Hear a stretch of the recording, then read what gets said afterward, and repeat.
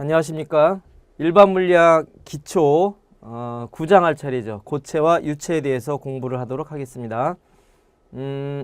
일반 물리학에서 다루는 고체하고 유체는 사실은 이 주제 자체가 굉장히 어려워요. 고체로 들어가도 더 어렵고 유체도 더 어려워요, 사실은. 그래서 그 기초가 아닌, 기초 과정이 아닌 경우에도 고체하고 유체에 대해서는 지금 다루는 정도의 내용밖에는 더 접근을 못 하는데, 어쨌건 가장 기본적인 내용에 대해서 언급을 할 거고요. 그 다음에 이제 이 교재에 조금 특이하게 유체의 성질 중에서 일반적으로 일반 물리에서 다루지 않는 주제를 좀 많이 포함을 시켰어요. 그 뭐 표면 장력이나 모세관 현상이나 아니면은 그 실제 점성이 있는 유체의 흐름에 관한 모형들을 소개를 했어요. 그래서 응용 쪽에 좀 무게를 둔 그런 이제 내용이 포함이 되어 있습니다. 그래서 그러니까 학교에서 또는 뭐 여러분들이 공부하는 그 과정 중에서 다루지 않는 주제일 수도 있어요. 뒷부분이. 예, 근데 어쨌건 그렇게 깊이 들어간 것도 아니고 그러니까 이러한 내용들이 있구나 하고 그 용어 정도를 익숙하게 한번 들여다보는 그런 시간이 됐으면 좋겠어요. 자, 먼저 고체에 대해서 얘기를 할 건데 물질의 상태에 대해서 먼저 얘기를 하면은 우리가 이제 흔히 알고 있는 물질의 상태, 고체, 액체, 기체 그렇게 나누죠. 예, 고체는 단단한 거죠. 말 그대로 단단한 물질인데 단단한 물체 중에 결정형 고체가 있고 비정질 고체가 있어요. 구분이 돼요. 결정형은 뭐냐면 분자들이 규칙적인 배열을 통해서 결합을 하고 있는 것.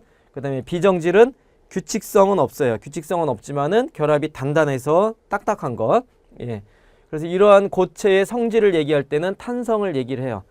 그러니까 이제 뒤에서 얘기를 하겠지만은 완전히 단단해서 절대 찌그러지지 않는, 모양이 절대 변하지 않는 그러한 물체를 강체라고 그러는데 요 강체가 이제 앞에서 우리가 회전역학에서 다뤘던 대상이 강체죠. 그러니까 이 물체를 구성하고 있는 분자들 사이에 상호관계가 변화가 없어가지고 전체를 입자기로 봤을 때 질량 중심하고 질량 중심을 제외한 나머지 부분들이 변하지 않는 그런 상황으로 이제 강체를 회전역학의 대상으로 본 건데요. 실제는 단단한 물체라고 하더라도 찌그러짐이 있어요. 그래서 그 찌그러짐, 조금이라도 찌그러짐에 대한 성질을 다루기 위해서는 탄성적인 성질을 고려를 해야 된다 하는 얘기죠. 그래서 강체는 사실 불가능해요. 이건 이제 수학적인 모형이고 실제 고체하고 성질에 접근할 수 있는 것을 탄성을 집어넣는 건데 탄성도 사실은 굉장히 모형화한 거죠. 사실은. 자, 그 다음에 액체. 액체는 단단하지가 않죠. 그리고 어떤 그 모양을 일정한 모양을 이루지 않는 그런 물질 상태인데 그 액체를 구성하고 있는 분자들은 고체보다도 이 결합이 약해서 그러니까 결합이 약한 상태에서 일부 결합만 유지가 되면서 분자들이 불규칙하게 움직이고 있어요. 그래서 액체의 분자들, 특히 물 분자들의 이러한 불규칙한 운동을 브라운 운동이다라고도 표현을 해요. 그러니까 물에다가 꽃가루를 띄워놨더니 꽃가루가 가만히 있는 게 아니라 계속 왔다 갔다 하더라. 그럼 꽃가루가 뭐 발이 달려서 움직이는 것도 아닌데 그것은 이제 브라운이 관찰한 거고 브라운이 해석하기로는 꽃가루에 물 분자들이 쉼없이 계속 사방에서 와서 부딪히기 때문에 충돌에 의해서 꽃가루가 이쪽으로 움직이다가 저쪽에서 부딪히면은 이쪽으로 튕게 되고 그래서 가벼운 꽃가루가 물 분자들에 의해서 규칙적인 운동으로 왔다 갔다 하는 게 보이는구나. 예, 그렇게 해석한 거죠. 그래서 불규칙적인 운동의 근원은 물 분자들이다. 액체 분자들의 불규칙한 운동이다. 그렇게 얘기를 하는 거죠. 그 다음에 이제 분자들의 결합이 다 끊어져서 분자들이 자유롭게 움직일 수 있다. 예, 그런 상태가 기체가 되죠. 그래서 불규칙한 것보다 더 무질서하게 마구잡이로 움직인다. 그렇게 보는 거죠. 그래서 이제 우리가 경험하는 것들이 이제 액체, 고체, 기체, 얼음, 물을 대상으로 하면 얼음, 물, 수증기 그것이 되는데 더 이제 온도가 올라가게 되면은 기체까지는 분자 구조가 유지가 돼요. 분자나 원자. 근데 이제 더 온도가 올라가면 분자가 쪼개지고 원자도 쪼개져요. 그래서 원자를 구성하고 있는 핵, 양전하죠. 이온 또는 그러니까 핵으로 쪼개질 수도 있고 전자가 떨어져 나간 나머지 큰 덩어리, 그래서 이온, 그 원자 핵과 일부의 전자들로 구성이 되는, 그래서 음전하와 이런 양전하가 중성의 원자나 분자에서 음전하와 양전하가 분리돼 가지고 막 섞여 있는 그러한 상태를 플라즈마라고도 해요. 그래서 플라즈마가 자연에서 일어나는 플라즈마의 얘가 뭐가 있냐면 번개예요. 번개는 그 공기를 통해 가지고 공기 중에 있는 분자들의 양전하고 음전하가 뜯어져 가지고 이 높은 전압에 의해서 그냥 공기를 통해서 전류가 흘러버리는 거거든요. 그래서 그 번개가 흘러가는 것, 예, 그 과정에서 이제 플라즈마를 우리가 관찰할 수 있는 거고, 그 다음에 인위적인 것으로는 스파크 튀는 거 있죠? 전기 잘못해서 스파크 팍팍 튀는 거, 예, 그것도 플라즈마의 일부로 볼 수도 있어요. 자, 그래서 이제 고체의 모형은 이제 결정체의 경우에는 이렇게 분자들이 규칙적인 배열을 이루고 있죠. NaCl. 그러니까 소금 결정의 경우 나트륨하고 그 클로라이드죠. 이렇게 둘이 요게 묶어진 것이 하나의 분자인데 요것이 규칙적인 건데 그걸 이제 원자 단위로 보면 이게 구분이 되는 거죠. 그래서 이제 조금 더 깊이 들어가면 이런 규칙성에 대한 성질을 얘기하는 것이 이 결정에 관한 얘기들을 하죠. 그래서 심플 큐빅이다, 뭐 면심, 바디 센터드다, 아니면 페이스 센터드다, 그런 얘기들을 하는데 어쨌건 이런 것들이 결정체이고요. 근데 여기서 이제 이 선으로 표시한 것은 분자들, 원자들 사이의 결합을 얘기하는 거지, 실제로 이렇게 막대 같은 게, 그 뼈대 같은 게 있어가지고 건물 올리듯이 이런 것들이 따다닥 실제로 존재하는 건 아니죠. 그래서 실제 상황은 이러한 원자들이 배열돼 있고 이 사이에는 아무것도 없어요. 그냥 공간이죠. 허공. 그죠? 네. 그런데 이들 사이의 힘, 그러니까 사실은 정전기적인 힘이 주가 되는데 그런 정전기적인 힘에 의해서 규칙성을 유지하고 있는 거죠. 그래서 이게 이제 완전히 단단한 것이 아니기 때문에 실제는 요 원자가 조금 이동할 수도 있어요. 이런 식으로 이동을 하면은 이 사이의 힘과 요 사이의 힘이 달라진 거고, 이때 상황이랑 이때 상황의 힘이 달라지니까 요 원자가 받는 알자 힘이 달라져요. 그래서 그러한 알자 힘의 효과를 근사적으로 조금밖에 안 변했다 그러면 요것처럼 그 용수철이 있는 것처럼 생각을 하는 거예요. 그래서 요 분자가 이쪽으로 이동했다 그러면 이쪽 용수철이 늘어나죠. 얘도 늘어나죠. 얘도 늘어나죠. 그래서 그 용수철이 늘어나 가지고 원래 위치로 끌어당기는 것처럼 원래 모양을 유지하려고 하는 성질을 나타낸다. 그것이 바로 탄성이에요. 탄성. 예, 근데 이제 실제로 탄성을 우리가 관찰할 수 있는 아주 대표적인 대상이 용수철이니까 그 용수철을 이용해서 탄성 모형을 그림을 그리는 건데 실제로 여기에 용수철이 있는 건 아니죠. 모형화해서 표현하는 거다. 그렇게 이해하면 돼요. 실제로는 이 분자 간격이 너무 그 많이 접근하게 되면은 밀칠 수도 있어요. 서로 밀치는 힘도 작용해요. 그 다음에 고체는 고체인데 이러한 결정체가 아니라 아까 얘기한 것처럼 규칙성이 없으면서 요 근처에서만, 여기서만 어떤 규칙성, 또는 저 멀리 떨어진 곳에서는 이 나름대로 규칙성, 근데 얘하고 얘 사이는 일관된 규칙성이 없는 그런 경우도 있죠.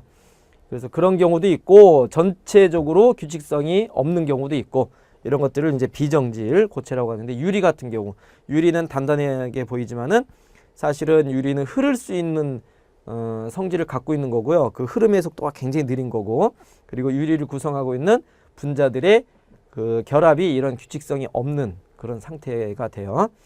그 다음에 이제 이러한 결합이 더 끊어져 가지고 비교적 자유롭게 움직일 수 있는 것이 불규칙한 운동을 한다 하는 거죠. 이 액체보다 더 자유로우면은 이제 그 기체가 되는 거죠. 자, 그래서 이제 이런 고체나 액체는 물체를 압축하게 되면은 그 너무 가까이 가면은 이 청력이 작용해서 압축을 방해하게 돼요. 근데 기체는 워낙에 떨어져 있기 때문에 쉽게 압축이 되는 성질이 있다. 그래서 기체 같은 경우에는 부피가 쉽게 변한다 하는 얘기죠. 그래서 이러한 그 이제 유체, 고체에 대해서는 이제 주로 탄성 얘기를 할 거고요. 유체에 대해서 얘기를 하려면은 유체는, 그러니까 유체란 건 뭐냐, 액체하고 기체를 통틀어서 유체라고 그러잖아요. 흐를 수 있는 물체. 이런 유체는 모양이 딱 정해지지 않았고 그 다음에 질량 덩어리가 딱 정해진 게 아니기 때문에 작은 덩어리의 질량들을 우리가 고려를 해야 되고, 전체적으로 힘을 가했을 때 딱딱한 물체다 그러면 여길 끌어당기나 여길 끌어당기나 여길 끌어당기나 뭐 회전은 달라질 수 있지만은 이 덩어리의 움직임은 똑같죠. 근데 뭐 물이나 기체 같은 경우에는 그 어느 위치에다 힘을 가느냐에 따라서 힘의 효과가 다를 수가 있어요. 그래서 그 엄밀하게 따지면 같은 건데 이제 내부 모양이 달라지기 때문에 다르게 보이는 거예요. 그래서 그런 경우에는 특정한 위치에 작용하는 힘에 대해서 압력을 고려해야 돼요. 그래서 유체로 넘어가면은 밀도하고 압력으로 이제 주로 질량하고 힘 대신에 밀도 압력을 이용해서 표시를 한다 하는 얘기예요. 그래서 밀도 압력을 들여다볼 건데 밀도의 정의는 부피당 질량이죠. 요거는 뭐 어렸을 때부터 많이 들어온 얘기죠. 예, 부피당 질량인데 사실은 조금 더 수학적인 얘기를 하면은 요거는 그 엄밀하게 말하면은 작은 부피당 작은 질량이에요. 그래서 평균 나누기에 대응하는 거고 요 작은 부피를 더 잘라서 이 큰 덩어리가 있다. 큰 덩어리의 일부를 잘라서 델타 V, 델타 M으로 한 건데 요 작은 덩어리를 더 잘게 잘라서 거의 점에 근접하게 하면은 요 점에서의 밀도 또는 요런 점에서의 밀도, 이런 점에서의 밀도를 다 따로따로 얘기할 수가 있어요. 그래서 밀도는 어느 한 점에 정의되는 양으로 수학적으로 기술할 수 있는데 일단 요 기초 일반 물리학 기초 시간에는 미분 적분을 사용하지 않기 때문에 그냥 평균적인 개념에서 밀도가 일정한 대상에 대해서 주로 얘기를 하게 돼요. 그래서 그때는 그냥 전체 부피분의 전체 질량, 평균 밀도 그렇게 생각하면 되겠죠. 그래서 킬로그램을 그 세제곱미터로 나누거나 그램 세제곱 센티미터 나눈 것 SI 단위는 이게 될 거고요. 그런데 밀도 말고 우리는 비중이란 말도 많이 사용을 해요. 그래서 비중이 뭐냐면 엄밀하게 말하면 낱말 뜻은 무거운 비율이죠. 그죠? 예. 무게의 비인데 그 무게의 비를 같은 크기의 물체의 무게의 비를 따지는 거예요. 그러면 같은 크기의 물체의 무게의 비는 그 질량하고도 관계가 있고 그 질량비는 밀도비로 우리가 표시할 수가 있어요. 그래서 기준이 되는 것을 4도씨의 물의 밀도를 기준으로 물체의 밀도의 비율을 정한 것을 비중이다. 그렇게 표현하는 거고 밀도 나누기 밀도기 때문에 차원이 없어요. 이거는 그냥 숫자일 뿐이에요. 비중이라는 것은 숫자. 근데 이제 요 비중에다가 요 4도씨 물의 밀도가 1이거든요. 그러니까 그램 퍼 세제곱 센티미터 단위에서 1이에요. 요거 킬로그램으로 바꿔주면은 1000이 붙어요. 그러니까 이제 요 그램 퍼 세제곱 센티미터의 단위로 비중을 표시할 때는 요 분모가 1이기 때문에 그때는 비중하고 밀도가 똑같은 값을 갖게 돼요. 근데 물리적으로는 다른 성질이죠. 하나는 숫자고 하나는 물리적으로 밀도의 의미를 갖는 거죠. 차원이 다른 거죠. 예. 그래서 4도씨 물의 밀도는 요 1이라는 것은 같이 암기를 해두는 게 좋고요. 요 단위까지 기억을 해야 돼요. 예, 그램 퍼 세제곱 센티미터일 때 1이다. SI 단위에서는 달라진다 하는 거죠.